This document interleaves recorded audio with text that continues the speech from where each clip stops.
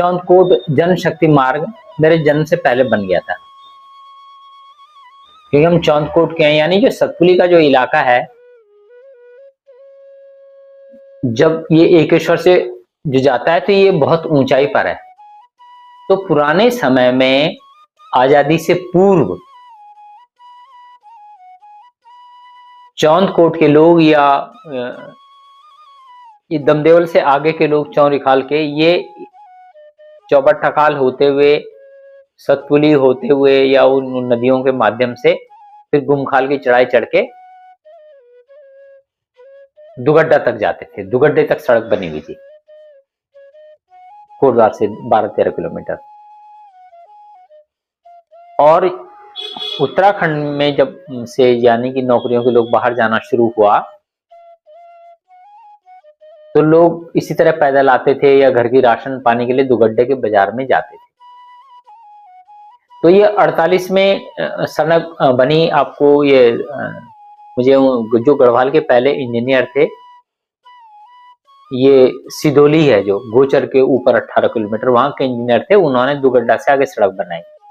तो जब सड़कें बनने लग गई तो आवाजाही होने लग गई लोगों की, लेकिन वो पौड़ी गई थी वो सड़क। हालांकि वो उसको बहुत आगे तक ले गए थे, पीपल कोठी तक। वो बड़ा चर्चित नाम उस जमाने का। हमारा दुर्भाग्य है कि हम अपने इतिहास की ऐसी विभूतियों को भूल जाते हैं, हमें याद तक नहीं है। पर ये दुखद विषय है, पर इसे याद किया जाना चाहिए। इसी तरह जो चौंदकोट के लोग थे, जो चौंदकोट से भी आते थे, मतलब दमदेवल से और आगे से, उन्हें जरूरत भी क्या हुई, तो क्योंकि उस समय श्रमदान का बड़ा महत्व था आजादी के बाद। तो ये 48 के बाद बनी है ये। तो इसमें जो स्थानीय लोग थे, हर गांव वालों की ड्यूटी लगती थी।